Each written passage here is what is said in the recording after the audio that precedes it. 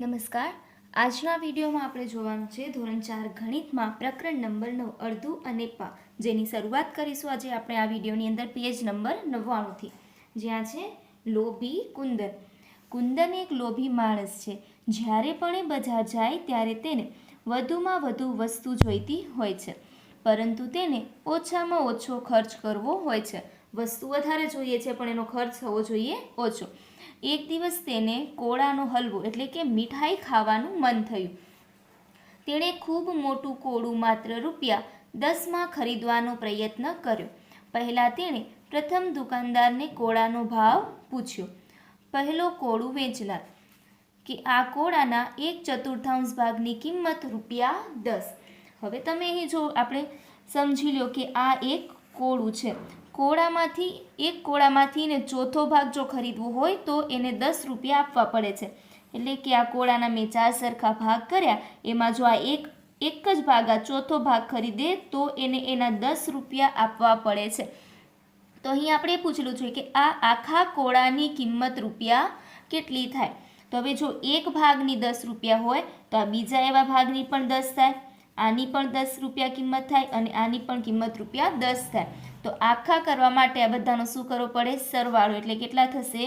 ₹40. એની જગ્યાએ આપણે એમ પણ કરી શકીએ કે જો ચોથા ભાગનો આ એક ભાગ છે એના જો ₹10 હોય તો 4 એ 4 ભાગના કેટલા? એટલે એને કરીએ આપણે ગુણ્યા 4, એટલે 10 ચોક 40. એટલે કહી શકીએ કે જો 1/4 ભાગ કોળાની કિંમત ₹10 હોય તો આખા કોળાની કિંમત ₹40 થાય.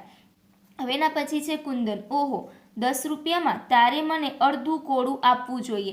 જ્યારે એવું કહે છે વેચવાવાળા કે હું તને ચોથો ભાગ ₹10માં આપીશ, ત્યારે એવું કહે છે કે ચોથો ભાગ નહીં, એનો અડધો ભાગ, એટલે કે આ 2 ભાગ મને તારે ₹10માં આપવા જોઈએ. પહેલો કોળું વેચનાર, તો તમે બીજા દુકાનદાર પાસે જાઓ, તે તમને આ કોળાનો 1/2 ભાગ ₹10માં આપશે. કહે છે કે હું તો નહીં આપું, પરંતુ તમે બીજા દુકાનદાર પાસે જાઓ, એ તમને અડધા એટલે કે આ 2 ભાગના તમને ₹10માં એ કોળું આપી દેશે. હું માત્ર સારી ગુણવત્તાવાળું જ કોળું રાખું છું. કુંદન બીજા દુકાનદાર પાસે ગયો અને તેટલા જ માપનું કોળું શોધવા માંડ્યો. કુંદન, આ કોળામાંથી મને ₹10માં કેટલું મળશે? બીજું કોળું વેચનાર, અડધું.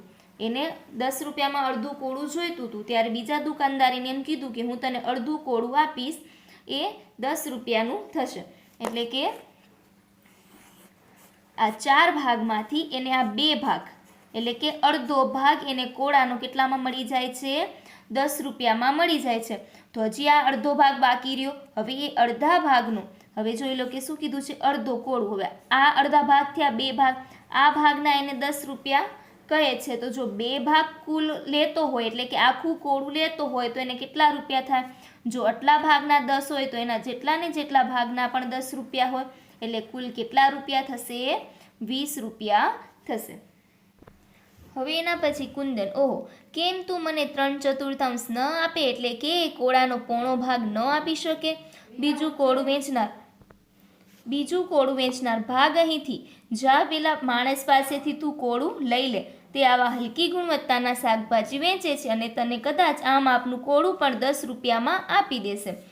લાલચુ કુંદન ત્રીજું કોળું વેચનાર પાસે ગયો. તેણે તેના જેવું જ કોળું જોયું અને પૂછ્યું, તું મને આ આખું કોળું ₹10માં આપીશ? ત્રીજો કોળું વેચનાર શું કહે છે? તું પહેલાં ઘરના છાપરા પર શા માટે નથી ચડી જતો? તને ત્યાં વેલા પરથી ઘણા બધા કોળા તદ્દન મફતમાં મળશે. ત્યારે એ લાલચુ કુંદન જે છે શું કરે છે? ઘરના છાપરા પર જઈ અને કોળુંને લે છે. કુંદન ખૂબ ખુશ થઈ ગયો અને તે ઘરના છાપરા પર ચડવા લાગ્યો. ચડી અને જ્યારે કોળું લઈને આવે છે ત્યારે કોળુંની સાથે એ પણ ક્યાં પડી જાય છે? જમીન પર. હવે જોઈએ થોડું આપણે આગળ. હવે કીધું છે વસ્તુની કિંમત સાથેની સૂચિનો ઉપયોગ કરો. હવે અહીં વસ્તુની કિંમત આપી છે, વસ્તુ આપી છે અને એની કિંમત આપેલી છે. વસ્તુમાં જેમ કે પહેલાં ટમેટા છે તો એનો ભાવ આપ્યો છે ₹8. રૂપિયાની અંદર એનો ભાવ આપેલો છે. હવે ₹8 કેટલા ટમેટાના છે? તો કે 1 કિલોગ્રામ ટમેટાના. પછી બટાટાના ₹12 1 કિગ્રાના, ડુંગળીના ₹10 1 કિગ્રાના, એ રીતે ગાજરના ₹16 અને કોળું ₹4. રૂપિયામાં ભાવ આપ્યો છે અને દરેક વસ્તુનો કિગ્રાની એટલે કે 1 કિલોગ્રામનો ભાવ અહીં આપેલો છે. એના આધારે આપણે આ બાજુમાં આપેલા પ્રશ્નનો ઉકેલ મેળવવાનો છે. તો આપણે અહીં જોઈએ પહેલો અમાં શું છે તો કે 1/2 કિગ્રા ટમેટાની કિંમત કેટલી. 1/2 એટલે કે અડધો કિગ્રા. હવે અડધો કિગ્રા ટમેટાની કિંમતનું પૂછ્યું છે. હવે 1 કિગ્રા ટમેટાના 8 હોય બરાબર. 1 કિલોગ્રામ આખું જો એને આપણે અડધા કરીએ તો કેટલા થાય 4. કે 1 કિગ્રાના જો 8 રૂપિયા હોય તો અડધા કિગ્રાના 4 રૂપિયા થાય. તો આપણે લખીએ અહીં 1 કિગ્રા ટામેટાના ₹8 માટે અડધા કિગ્રા ટામેટાના ₹4 થાય. તો આ રીતે આપણે કહી શકીએ કે અડધા કિગ્રાનો જો 8 જે છે એને તમે 2 વડે ભાગી દો તો એને આપણે અડધા ભાગ મળે છે. હવે એના પછી છે કોની કિંમત વધારે છે 1/2 કિગ્રા ડુંગળીની કે 1/4 કિગ્રા ગાજરની.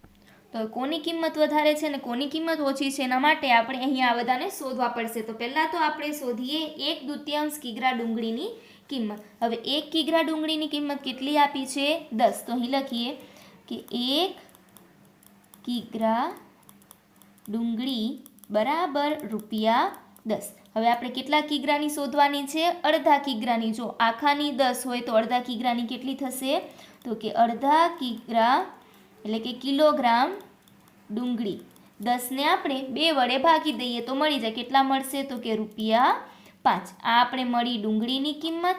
હવે એ રીતે આપણે શોધીએ 1/4 કિગ્રા ગાજરની કિંમત. ચલો 1 કિગ્રા ગાજરની કિંમત કેટલી આપેલી છે 16 રૂપિયા.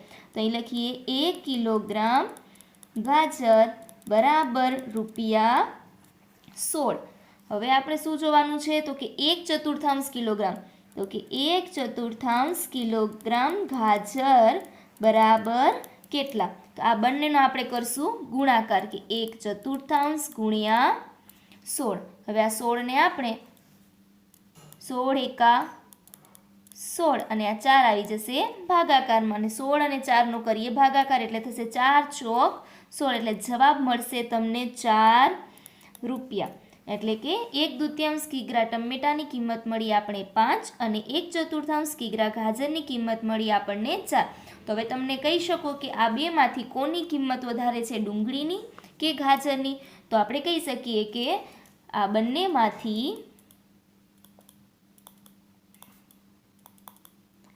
ડુંગળીની કિંમત વધારે છે. હવે અહીં કની અંદર જોઈએ તો કે 3/4 કિગ્રા બટાટાની કિંમત કેટલી. હવે એના પહેલાં જોઈએ કે 1 કિગ્રા બટાટાની કિંમત કેટલી છે 12. તો અહીં આપણે લખીએ કે 1 કિગ્રા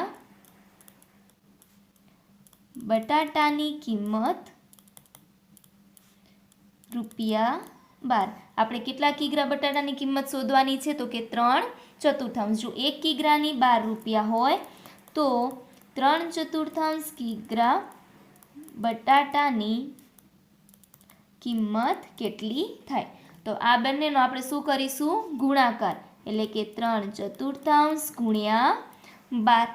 હવે અહીં આપણે 12 અને 3નો કરીએ ગુણાકાર. 12 તેરી 36 અને 4 આવી જશે છેદમાં જ. હવે 36 અને 4નો અહીં આપણે કરીએ ભાગાકાર કે 4 × 9 = 36. શું મળ્યો જવાબ 9 રૂપિયા. એટલે કે 3/4 કિગ્રા બટાટાની કિંમત 9 રૂપિયા થાય. હવે અહીં કહે છે કે કીર્તિ ખરીદી કરવા જઈ રહી છે. તેની પાસે માત્ર 20 રૂપિયા છે. શું તેની પાસેની ખરીદીની યાદીની દરેક વસ્તુને તે ખરીદી શકશે. હવે અહીં જે આ વસ્તુઓ આપેલી છે આપણને એ બધી વસ્તુઓ જોવાની છે કે 1-1 કિલોગ્રામ. આની અંદર 1-1 કિલોગ્રામનો જ ભાવ છે. બધી એ ખરીદી શકશે કે નહીં. તો ચાલો એ આપણે જોઈએ. તમે કીર્તિની હાથમાં એનું જે લિસ્ટ છે એ તમે જોઈ શકો છો કે એને બટાટા ખરીદવા છે 1/2 કિલોગ્રામ, કોળું ખરીદવા છે 2 કિલોગ્રામ અને ગાજર ખરીદવા છે 1/4 કિલોગ્રામ. પરંતુ એની પાસે ખાલી 20 રૂપિયા છે. તો એ આ 3 વસ્તુ ખરીદી શકશે કે નહીં એ આપણને જોવાનું છે. તો એ જોવા માટે પહેલાં તો સૌપ્રથમ આપણે આ જે એને જેટલી વસ્તુ ખરીદી છે એની કિંમત શોધવી પડશે. તો ચાલો આપણે એની કિંમત શોધીએ. જોઈએ ને આટલી વસ્તુઓ કે બટાટા, કોળું અને ગાજર. હવે આપણે એમાં શું કીધું છે કે બટાટા 1 કિલોગ્રામના, તો પહેલાં 1 કિલોગ્રામ અડધો કિલોગ્રામ બટાટાની કિંમત શોધીએ. 1 કિલોગ્રામ બટાટાની કિંમત હતી 12 રૂપિયા, કે 1 કિગ્રા બટાટાની કિંમત 12 રૂપિયા. તો અડધા કિલોગ્રામ બટાટાની કિંમત કેટલી? તો 12ને આપણે 2 વડે ભાગીએ, કે 12 ભાગ્યા 2 એટલે કેટલા થશે? 6 રૂપિયા. એટલે બટાટાની કિંમત મળી 6 રૂપિયા. હવે એના પછી છે કોળું. કોળું એને ખરીદવા છે 2 કિલોગ્રામ. તો પહેલાં તો જોઈએ કે 1 કિલોગ્રામ કોળુંની કિંમત કેટલી છે? તો કે 4 રૂપિયા. તો આપણે અહીંયા કરીએ કે 1 કિગ્રા કોળું બરાબર રૂપિયા 4. આપણે શોધવાના છે 2 કિગ્રાના, તો કે 2 કિગ્રા કોળું બરાબર કેટલા? આ બંનેનો આપણે કરીશું ગુણાકાર, એટલે કે 2 ગુણ્યા 4 એટલે થશે 8 રૂપિયા થયા કોળુંના.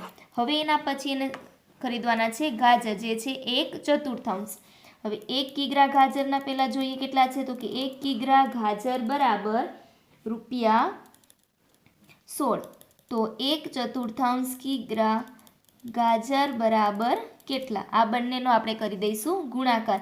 1/4 ગુણ્યા 16, 16 એકા 16 અને છેદમાં આવી જશે 4. હવે 16નો આપણે 4 વડે કરીએ ભાગાકાર. 4 ચોક 16 એટલે આપણે ગાજરની કિંમત મળી રૂપિયા 4. હવે શું કીધું છે કે કીર્તિ પાસે ખાલી 20 રૂપિયા છે, તો શું એ આ ત્રણેય વસ્તુને ખરીદી શકશે?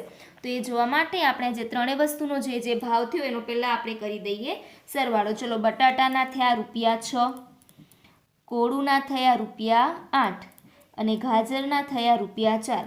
તો ચલો કુલ કેટલા રૂપિયા થયા?